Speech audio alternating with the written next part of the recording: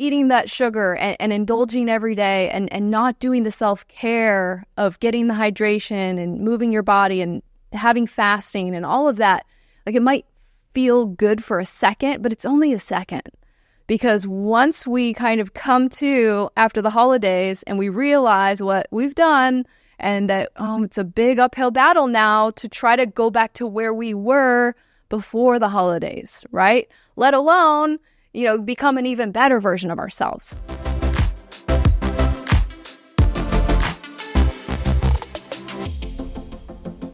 Hi, friends. Welcome back. Today, we are talking about weight loss.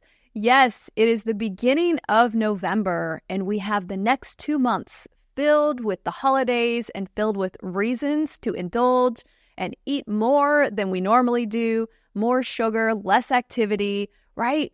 We're entering this end of the year season where most of us automatically gain weight, and then 8 weeks from now, when it hits 2025, we will be like, what am I going to do to lose this extra weight? So here we are, 2 months before that. And what I want to talk about today is just some very simple lifestyle habits to put into place over the next couple of months and hopefully forever. That's really going to help prevent that, just that dreadful moment on January 1st or January 2nd, whenever you get up the courage to get on the scale and really just realize like, okay, the fun is done. And now I feel worse in my own skin. And I feel like I have, I'm behind on maintaining my body and just feeling good in my own skin. So let's get into it.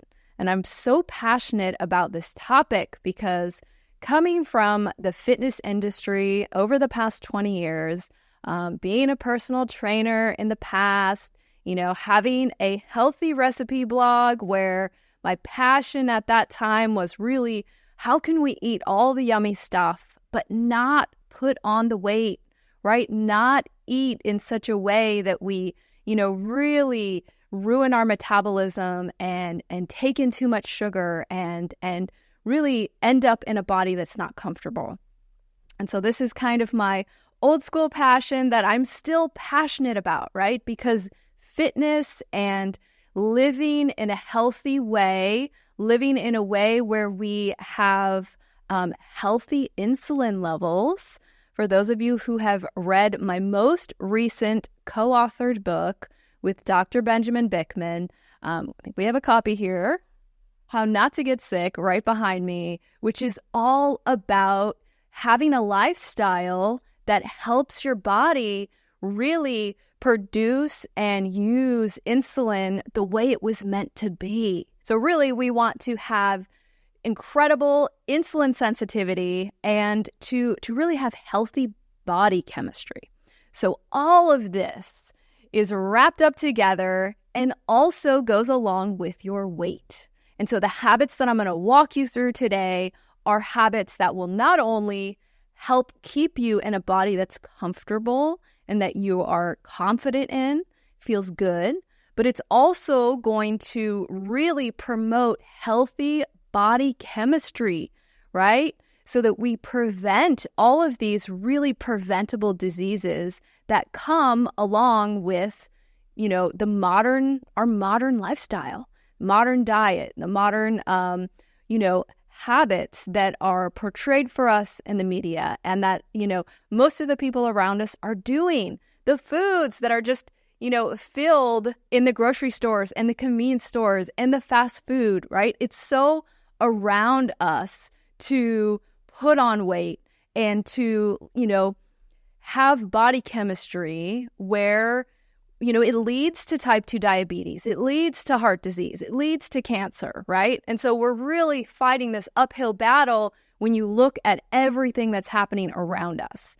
And so this last 2 months of the year, with all of the holiday parties and with all of the gifting and with all of the extra reasons to eat more sugar, it's like this battle for your health intensifies, right? And this is why you can see I'm getting so fired up and passionate about these really simple ways that we can navigate the culture today and that we can take care of our bodies.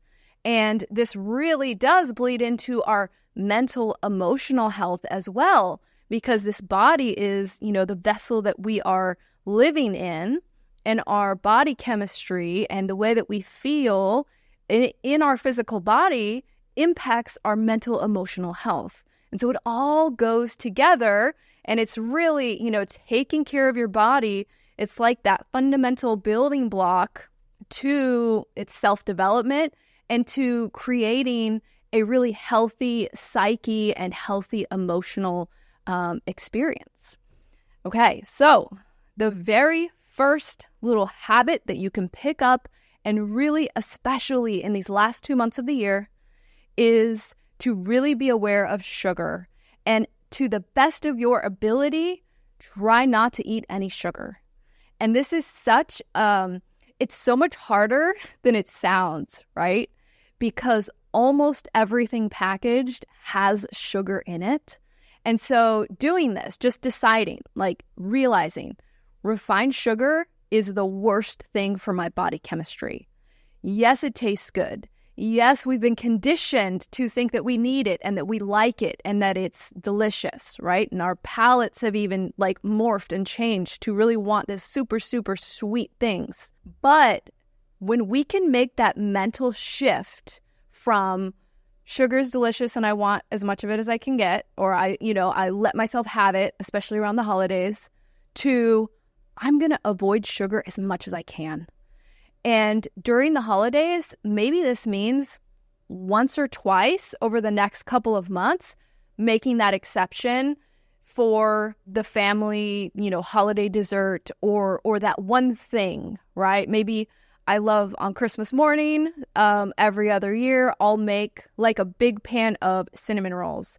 And in our house, we really, really avoid sugar. We don't keep refined sugar in the house. We're very cognizant of keeping away from sugar. And so maybe there's that 1 or 2 treats that you're going to have in this holiday season, and you're going to enjoy it, but it is such an exception to your normal life.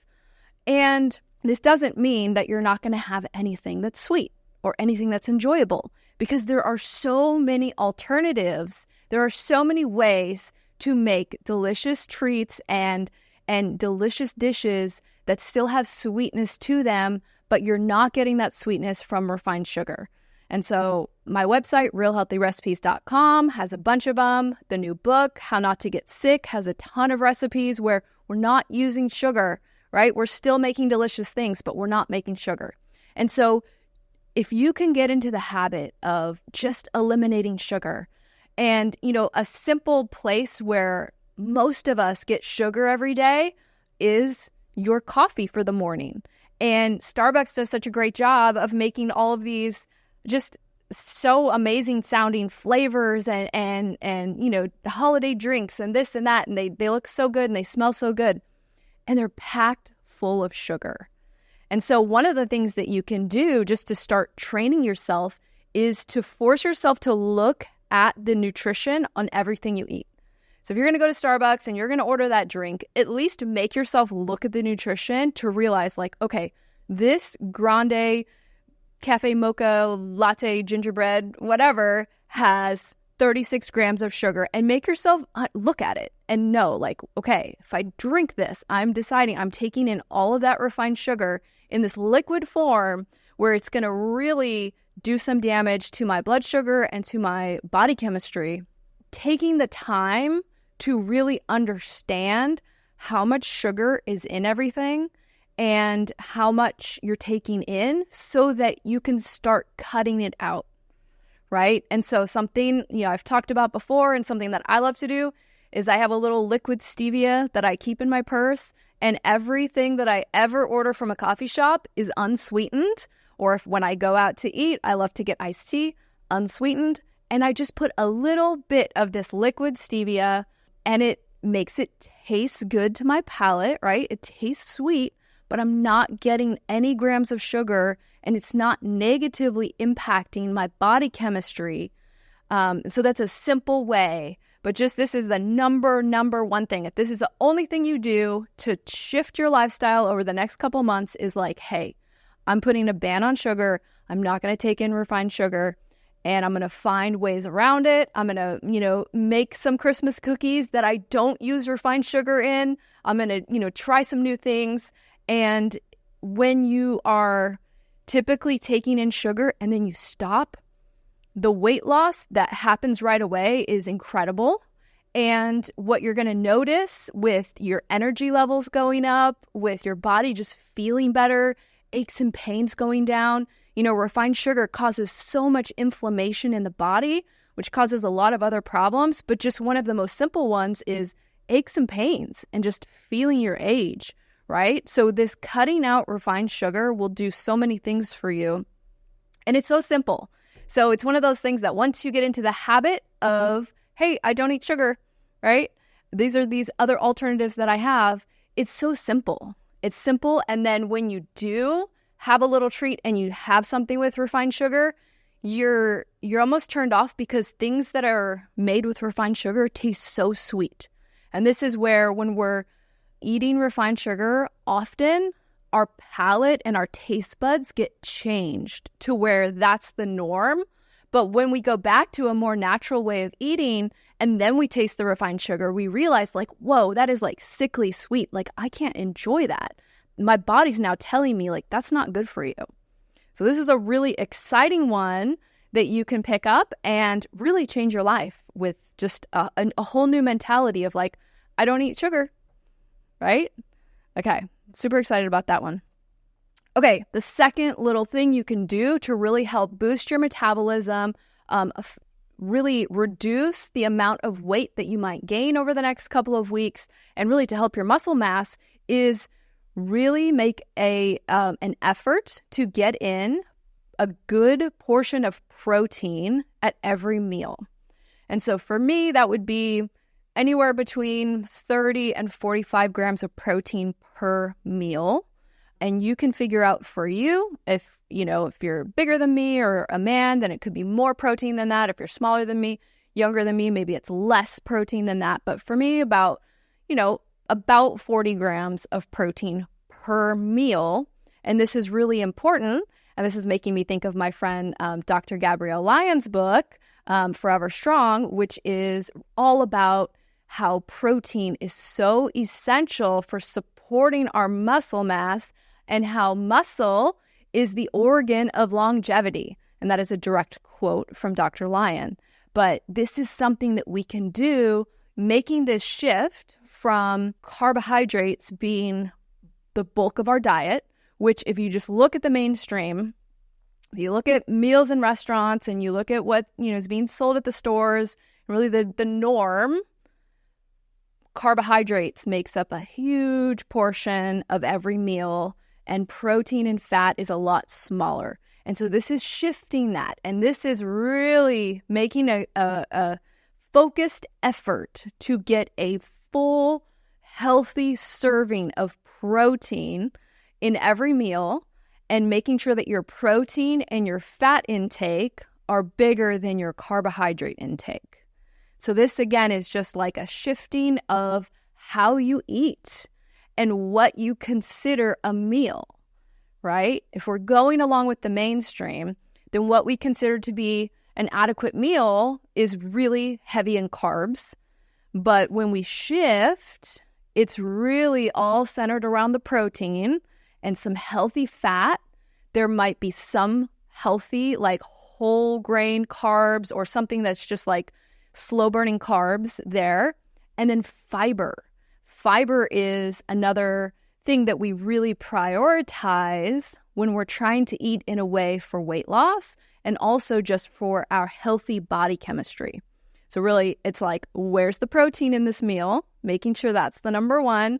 Where's the healthy fat? Are the carbohydrates, a very moderate to small or non-existent in this meal, depending on your goals? And then is there a good amount of fiber? Fiber being found in fresh vegetables and greens and things like that, where it's like, okay, this is really going to help my system. Or even whole grains can have some really good, decent fiber in it. So it's just shifting what you consider to be a meal that's acceptable for you. So far we have putting a ban on sugar and really making protein the priority of each meal. Okay, the next thing is to move your body every day.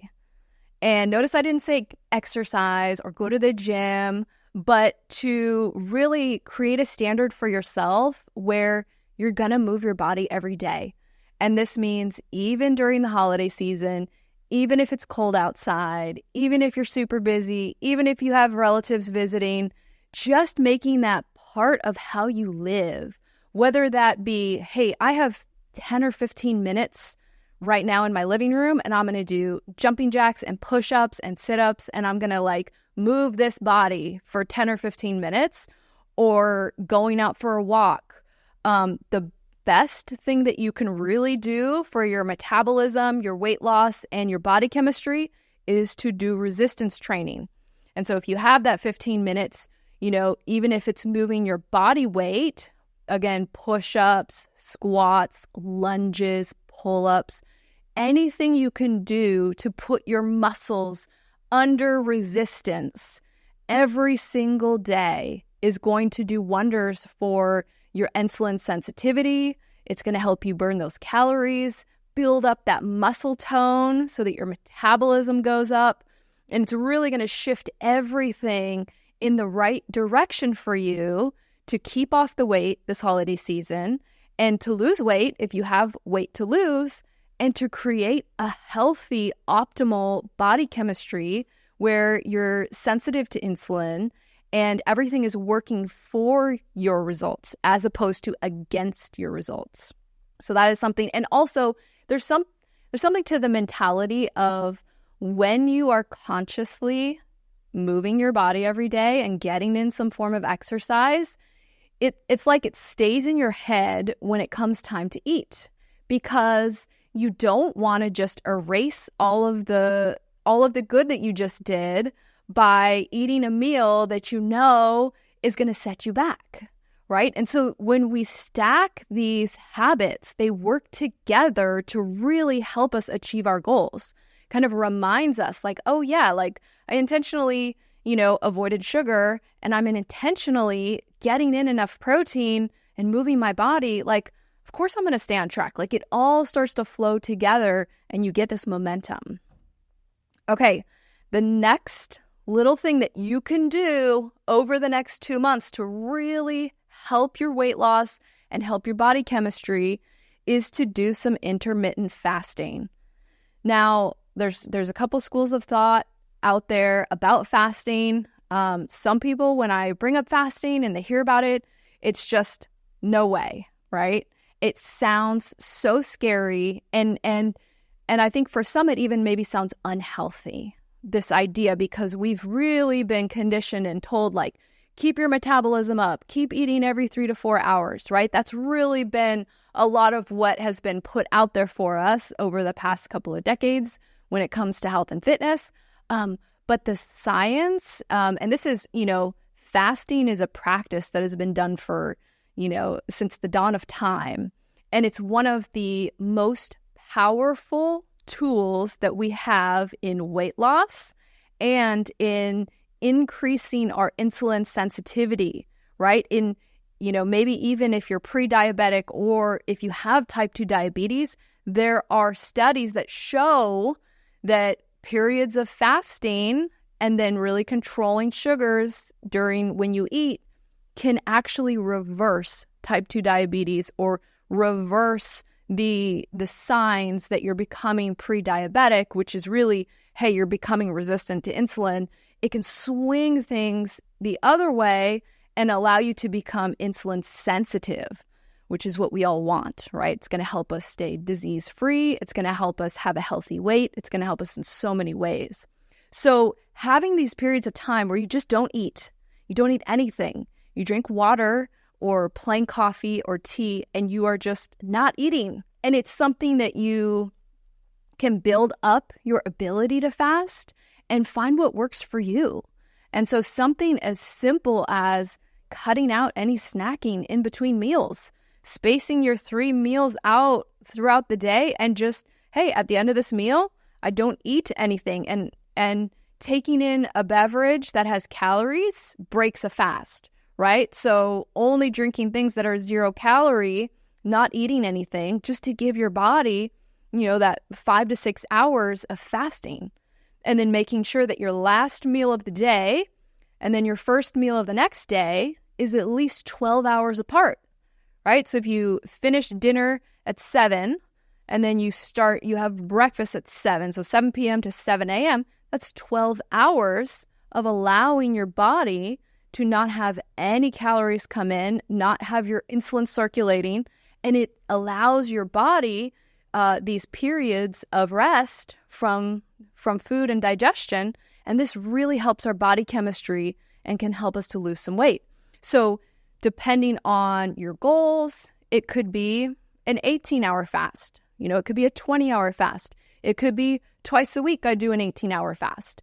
But incorporating some pattern and some habit for fasting as a lifestyle is one of, honestly, the most easy, most incredible things you can do to shape your body and improve your body chemistry. It could be as simple as like every third day I skip breakfast, right? And that creates like an 18 to 20 hour fast. So spacing your meals and doing things like that, where you just intentionally take a break from food, take a break from calories. And while in the beginning, it can be, I think it's more of a mental game than a physical game, but it can feel kind of torturous. Like I remember my first few fasts and you just focusing on like, oh, my stomach's growling. And it can feel like such a big deal. But as you get used to it and as it just becomes part of your lifestyle, you really realize that with hunger, it's very interesting. You'll feel a hunger pain. And again, it's a little bit just like a little wave. And you can notice it. And then within 30 seconds to a minute, it'll be gone. And you won't feel hungry for hours or could be till the next day. So it really is a mental thing. And I think once we can kind of understand the science of how humans were designed to be able to fast, we're actually, it helps us, we do better when we have periods of fasting. And we can kind of move through the mental barrier and probably emotional barrier of, this attachment to food and realize like, hey, I'm doing something that's good for me. I'm doing something that's helping me. Then we can really lock in and feel good. And one of the really cool things when you get used to fasting and you hit a certain point, whether that be 12 or 18 hours in, where we actually get like a surge of energy. And there's a whole bunch of scientific reasons why that's happening. But it's a really neat thing. And it's just one of the easiest ways to really prevent weight gain around the holidays and to learn how to use it as an ongoing lifestyle tool to maintain your health and your body. Okay, last one that I have for you today is hydration. So really making sure that when you wake up in the morning over this holiday season, you're drinking at least 16 ounces of water right away when you wake up before you have your coffee or whatever form of caffeine you might be taking in, getting in proper hydration, and really just keeping your hydration good. Because oftentimes if we're thirsty, we think it's hungry and we can really get into this snowball of eating a bunch of sugar this time of year, getting dehydrated, and then mistaking thirst for hunger and then eating more sugar. And it can really be this destructive snowball that can really lead to packing on a good amount of weight between now and the end of the year. And kind of like, letting ourselves feel like, well, it's the holiday season, it's okay. And kind of making it okay as a kind of almost as a cover up to like, you're hurting yourself. Like, what's really happening here? Like in the very short term, eating that sugar and indulging every day and not doing the self-care of getting the hydration and moving your body and having fasting and all of that, like it might feel good for a second, but it's only a second. Because once we kind of come to after the holidays and we realize what we've done and that, it's a big uphill battle now to try to go back to where we were before the holidays, right? Let alone, become an even better version of ourselves. So I hope this has motivated you to really think about your health over the next 2 months and to prioritize your health over the sugary traditions and over this, this feeling of I deserve to indulge for the next 2 months, right? Keeping your health and your self-development, your mental, emotional health as a priority so that when the new year hits, you can have this momentum going already where you already know, like, I've already started making some of these healthy changes. I'm feeling really good. And normally, maybe, beginning of the year, you don't feel good. And so imagine that beginning of January, going to the gym where all the New Year's resolution people are starting to go to the gym for a few weeks and being able to walk in there and just be like, man, I've already made progress and how great that feels. So I hope this has helped motivate you and maybe giving you some ideas of things to try over the next couple of months. So I wish you the best, and I will be back next week with another message. If you like the content, please like, subscribe, or drop me a comment.